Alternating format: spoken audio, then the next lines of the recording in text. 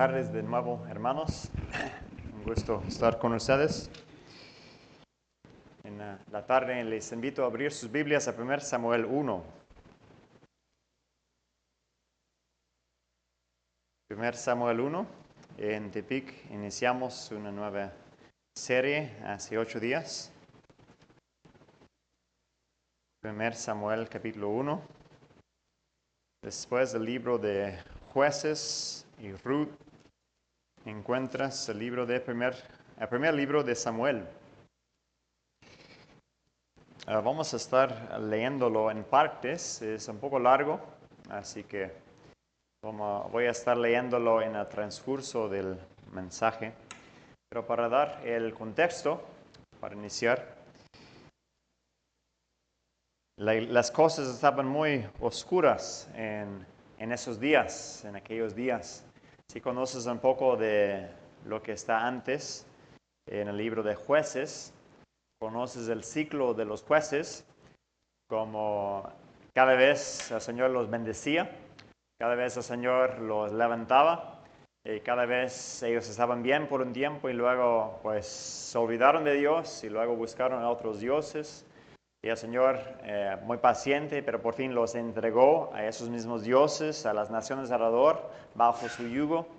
Y estaban en miseria, pues cosechando lo que ellos mismos habían cosechado, cosechando lo que habían sembrado. Y clamaron a Dios. Es el ciclo. ¿Recuerdas cómo terminó el libro de Jueces? Pues no tienen que contestar, pero en tu mente. El último versículo del libro de Jueces resume todo ese libro y dice 2 problemas. En esa época no había rey. Primer problema, no había rey para dirigir, para mandar, para corregir. Y el otro problema, cada uno entonces hacía lo que bien le parecía en sus propios ojos. Entonces, pues lo que a él le parecía, pues eso hacía. Y el libro de Jueces termina en tragedia. Primeramente termina con un nieto de Moisés siendo sacerdote para unirlo para una tribu apartada del pueblo de Dios, Dan.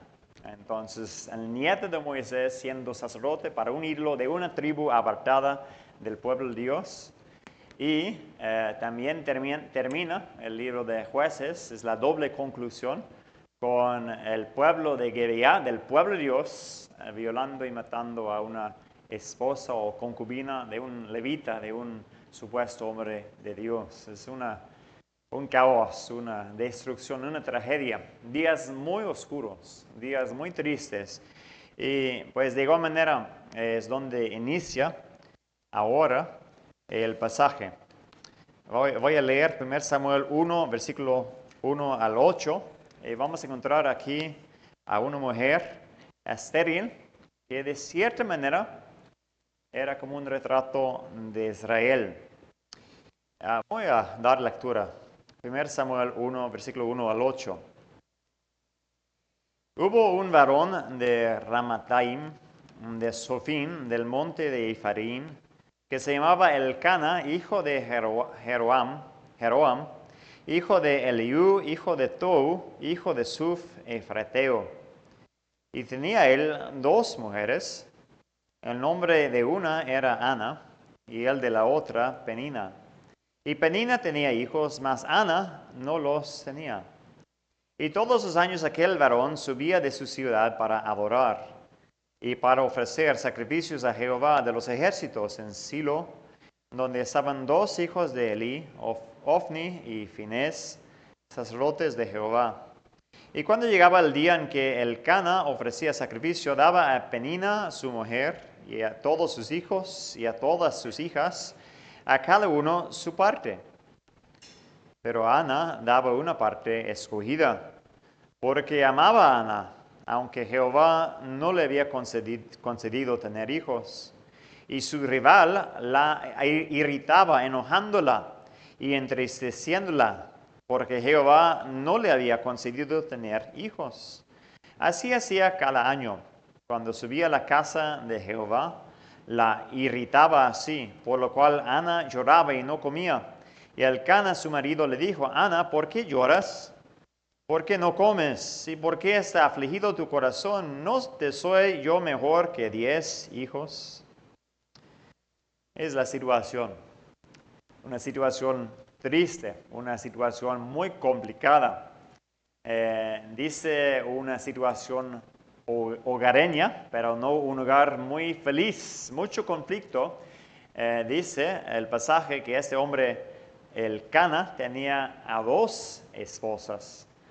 ¿Por qué 2? Decimos a veces en la Biblia, ¿por qué hay 2? ¿Por qué esas cosas están pasando en la Biblia? Pues la Biblia nada más está describiendo esas cosas, no está prescribiendo esas cosas, está describiendo. Bueno, desde el inicio hasta el fin de la Biblia vemos el modelo de la palabra. Dios creó a Adán y a Eva, un solo hombre, una sola mujer. Jesús lo confirma en el Nuevo Testamento. Por eso el hombre dejará a su padre y a su madre y se unirá a su mujer y los dos, dice, los dos serán una sola carne. Pero aquí la Biblia describe la situación. Y muchas veces en la Biblia encontramos esa situación. De hecho, muchas veces si encuentras un hombre con 2 esposas en la Biblia, mucho problema, mucho conflicto. Y tal era el caso aquí también. El hombre Elcana tenía 2 esposas. La primera esposa que se menciona aquí es Penina. No, la segunda que se menciona es Penina. ¿Y cuántos hijos tenía ella? Dice una hermana 10. No dice que tenía 10. Es posible, es probable. Tenía al menos 4 porque dice que Elcana daba a los hijos e hijas de Penina, dice a todos sus hijos y a todas sus hijas. Entonces al menos 4, porque 2 y 2, pero a lo mejor 10. ¿Y por qué 10? Porque es lo que Elcana dijo a Ana, no te soy mejor que 10 hijos. Entonces quizás estaba exagerando, quizás había 10, podría ser 10 hijos.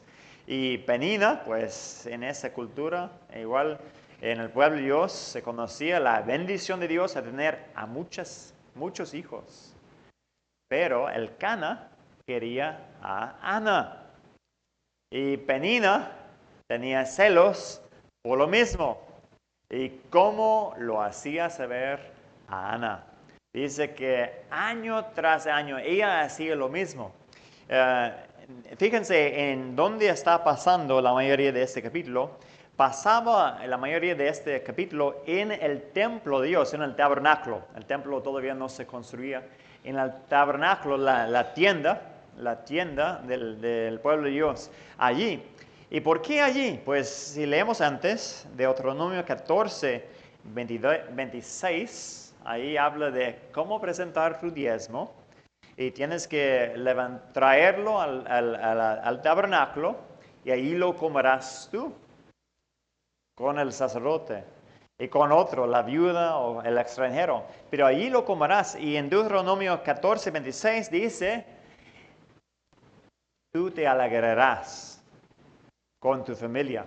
El diezmo entonces era para su propio beneficio, pues ese diezmo que daban era para su propio beneficio, para que ellos mismos también, una parte para Dios, una parte para la levita, una parte para ellos también, una parte para la viuda, todos disfrutando ahí un banquete, carne asada en la casa de Dios. Así dice el pasaje, así te alegrarás tú y tu familia. Pero ¿qué pasó? Allí, más que todo, Penina soltaba todo su coraje y celos y amargura contra Ana. Muchas maneras para hacerlo. Miles de maneras para hacerlo si uno quisiera.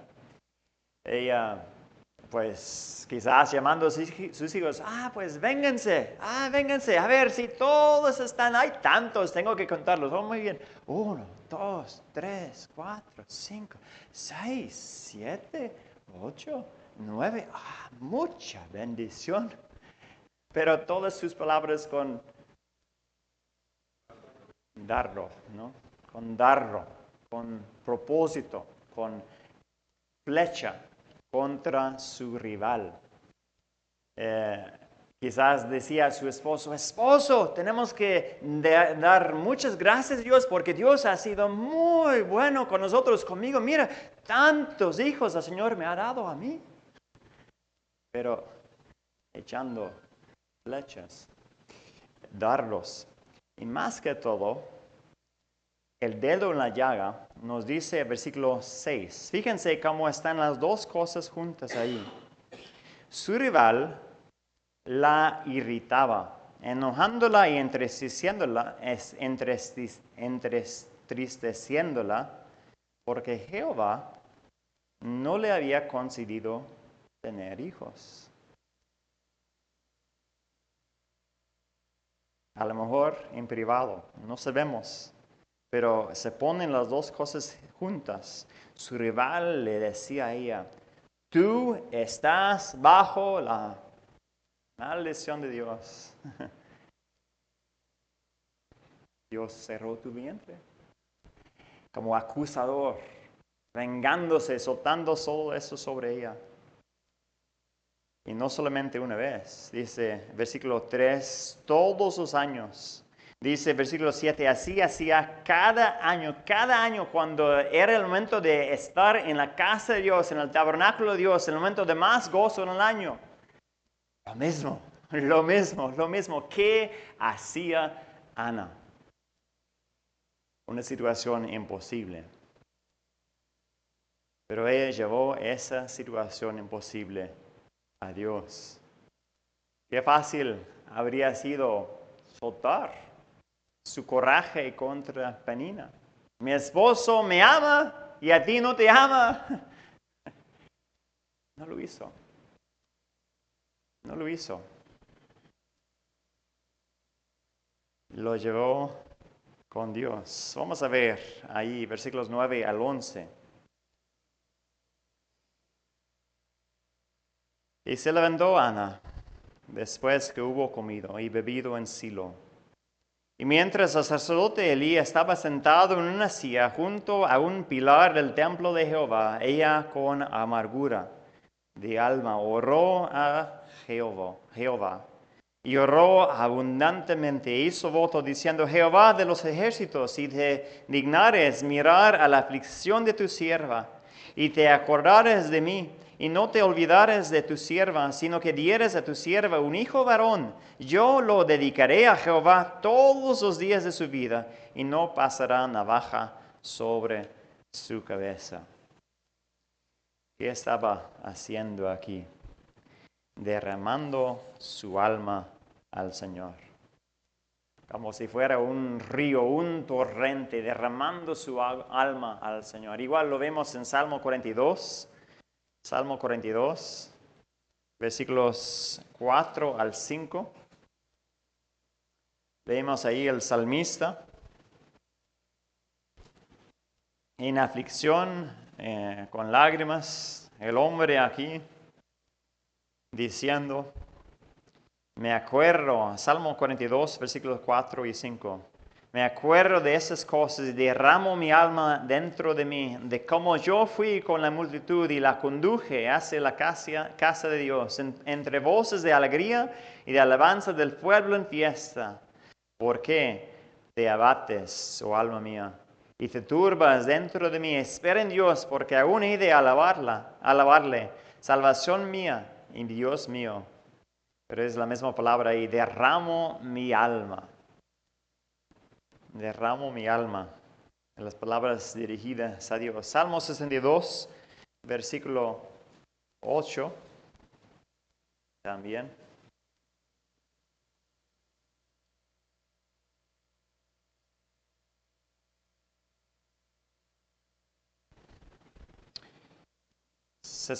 Versículo 8 dice, esperad en él en todo tiempo, pueblos. Derramad delante de él vuestro corazón. Dios es nuestro refugio. ¿Y qué dice allí? Dice en todo tiempo. En todo tiempo. Pueden derramar nuestro corazón a Dios. Es lo que ella estaba haciendo. Dios ve, Dios mira, Dios escucha, Dios contesta.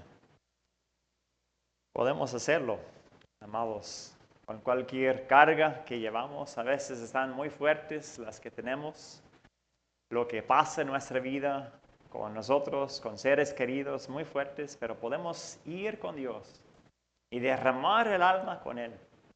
Y Él escucha. Y Él escucha su promesa. Mira lo que sigue después. Voy a dar lectura en lo que sigue después, versículos 12 al 28. Mientras ella oraba largamente delante de Jehová, Elí, este es el sumo sacerdote, estaba observando la boca de ella.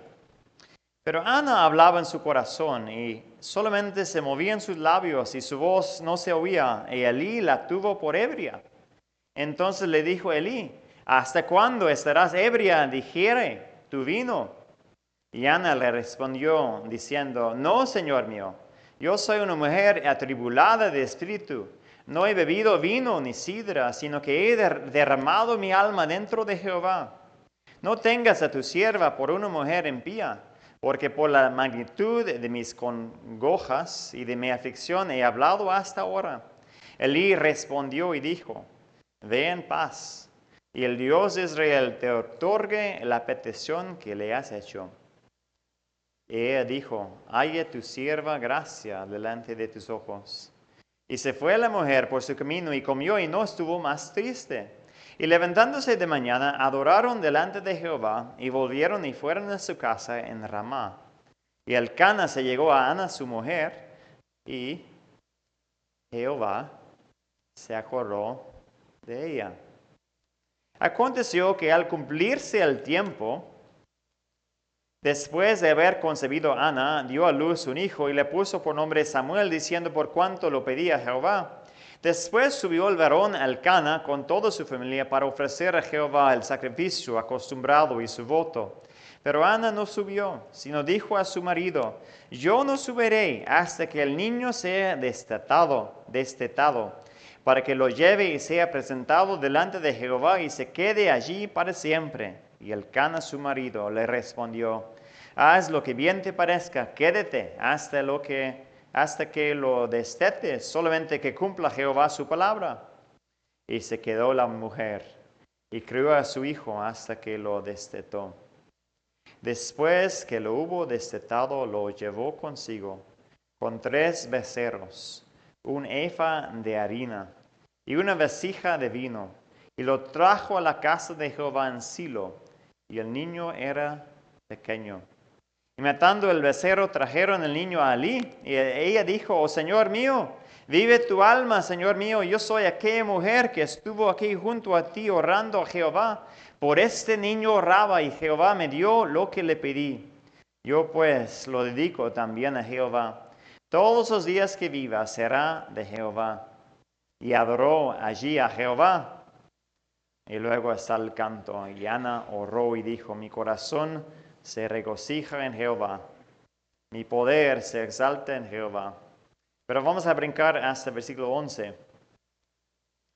Y Elcana se volvió a su casa en Rama, y al niño ministraba a Jehová delante del sacerdote, del sacerdote Elí. El pequeño niño, ¿cuántos años tendría? 4 años, 5 años, quizás en ese entonces, como la edad de unos niños que están aquí. De esa altura, de esa edad, lo presentó a Dios. Y dijo a Elí: este niño es el niño del cual tú diste palabra. El niño del cual tú hablaste. Aquí está, para el Señor. El niño ministraba a Jehová delante del sacerdote Elí. El Señor vio su gran aflicción y el Señor contestó. Les recuerdo, el Señor contestó en su tiempo. Es un punto muy importante para ver del pasaje. El Señor contestó en su tiempo. ¿Por cuántos años duraba la situación? Muchos. Ya estaban quizás 10 hijos, ya grandes, todos en fila. Muchos años. Y todo eso pasó en el tiempo del Señor. ¿Qué estaba el Señor haciendo con eso? ¿Por qué el Señor permitía? ¿Por qué el Señor permitió? ¿Por qué el Señor permite que vivimos en situaciones muy difíciles, de mucha angustia, de mucha aflicción, y clamamos a Dios y la situación no cambia? ¿Por qué? Estaba preparando el camino. Estaba preparando el camino, preparando el corazón, preparando el camino. Él sí ve las lágrimas, dice Salmo 56:8, Él guarda nuestras lágrimas en su frasco. Están escritas cada uno en su libro, son preciosas, son notadas por el Señor. Él cuenta cada lágrima que cae, es su promesa. Y no caen en vano. Ana era un retrato de Israel.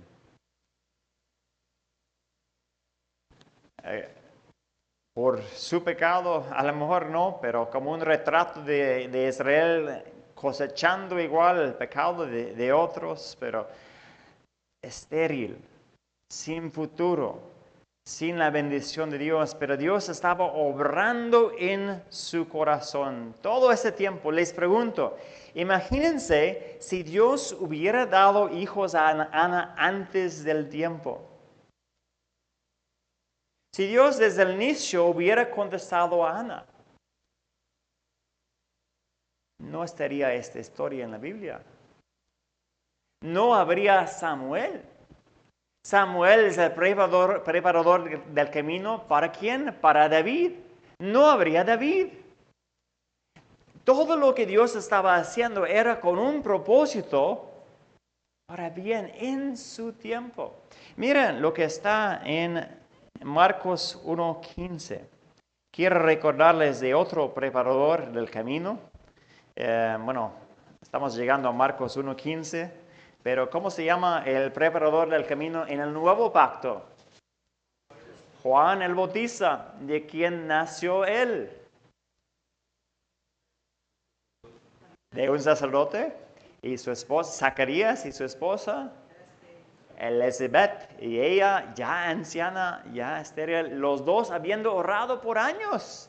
Y si vemos la respuesta del ángel con Zacarías, ya perdieron la esperanza por completo, pero Dios contestó en su tiempo con este preparador del camino.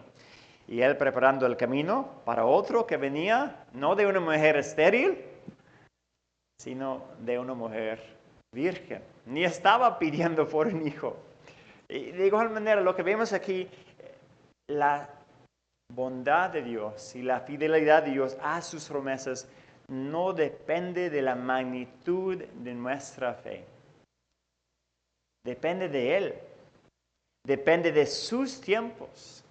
Mira Marcos 1:15.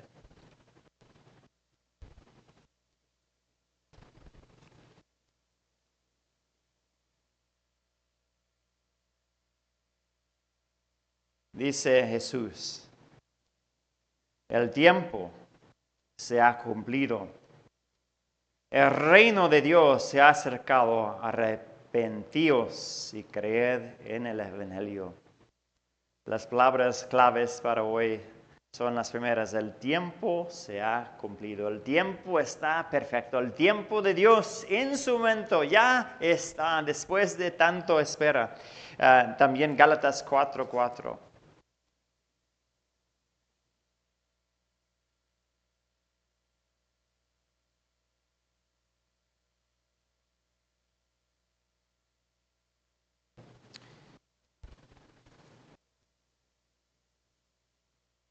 Dice Pablo en Gálatas 4:4, pero cuando vino el cumplimiento del tiempo, Dios envió a su Hijo, nacido de mujer y nacido bajo la ley, para que redimiese a los que estaban bajo la ley, a fin de que recibiésemos la adopción de hijos.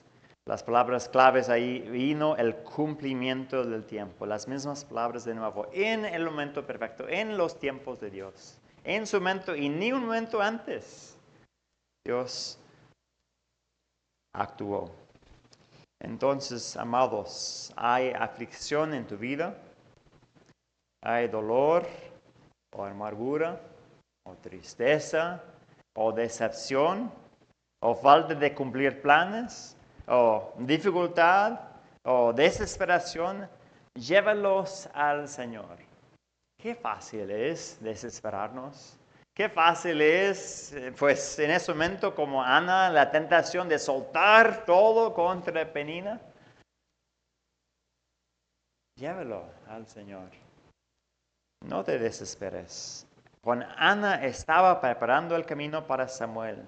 Con Elizabeth estaba preparando el camino a Juan el Bautista, que preparó el camino para Jesús. No sé por qué el Señor permite la dificultad en nuestras vidas. A veces es muy largo el camino, muy dura la carga, pero sé que Él es bueno y sé que en el fin veremos. No puedo decir cómo será la respuesta, pero una cosa dice Dios. Salmo 25:3, ciertamente ninguno de los que esperan en ti será avergonzado. Ninguno de los que esperan en ti será avergonzado. Nadie, jamás, ni uno será avergonzado. Voy a leer una poesía escrita por Corrie ten Boom. No sé si conozcas la historia o no de Corrie ten Boom. Es una historia famosa de Holanda, del país de mis antepasados y de mi esposa también. Ella sufrió mucho en la Segunda Guerra Mundial en un campo de concentración. Perdió a su hermana, perdió a su papá en la cárcel, en los campos de concentración. Y regresó después a Alemania para predicar, para compartir las buenas noticias con los alemanes, porque dijo, ellos se ocupan. Pero escucha esta poesía que era su favorita. No escribió, pero era su favorita. Dice lo siguiente: mi vida es una tapicería, entre Dios y yo tejida. No puedo elegir los colores que Él teje con mano firme. A veces teje dolor, y yo en orgullo necio olvido que Él ve el derecho y yo solo el revés. No basta que el telar se cae y la máquina deje de mover. Dios desenrollará la tela y revelará el porqué. Los hilos oscuros son tan necesarios en la mano hábil del tejedor como los hilos de oro y plata en el patrón que diseñó. Él sabe, Él ama, Él cuida. Nada puede empañar esa verdad. Él da lo mejor a quienes dejan la elección en sus manos. Y las palabras claves allí, los hilos oscuros son tan necesarios como los hilos de oro y plata. Entonces, vemos a Dios preparando el camino. Vemos a Dios escuchando y vemos a Dios contestando en su tiempo. Y no para la historia, lo que sigue después con Samuel, lo que sigue después, justo después, los hijos de Elí eran hombres impíos, no tenían conocimiento de Jehová. Elí pequeño creciendo con hombres malvados, los dos en la casa de Dios por años y años y años. Pero igual, el Señor preparando el camino. Es otra historia para otro día. Pero podemos entonces esperar en el Señor. Termino con las palabras de Salmo 27. Hubiera yo desmayado si no hubiera creído que había de ver la bondad del Señor en la tierra de los vivientes. Espera al Señor. Esfuérzate y aliéntese tu corazón si espera al Señor. Oremos.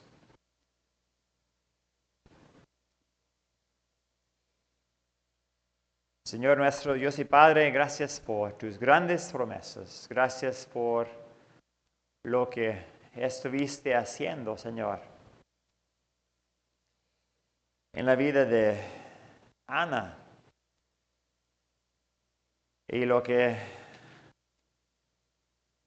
Y como tú humillas y como tú levantas. Y como tú das muerte y como tú das vida. Señor, gracias por tus promesas, que tú estás en medio de tu pueblo y lo vas a ayudar en tu tiempo al aclarar el día. Señor, oramos entonces que estés con nosotros, oramos que escuches nuestras oraciones, oramos que nos des la fe, oramos que nos apuntes los ojos a tu Hijo, el punto, el gran punto de todo, la gran respuesta. Gracias por Él. En su nombre oramos a ti. Amén.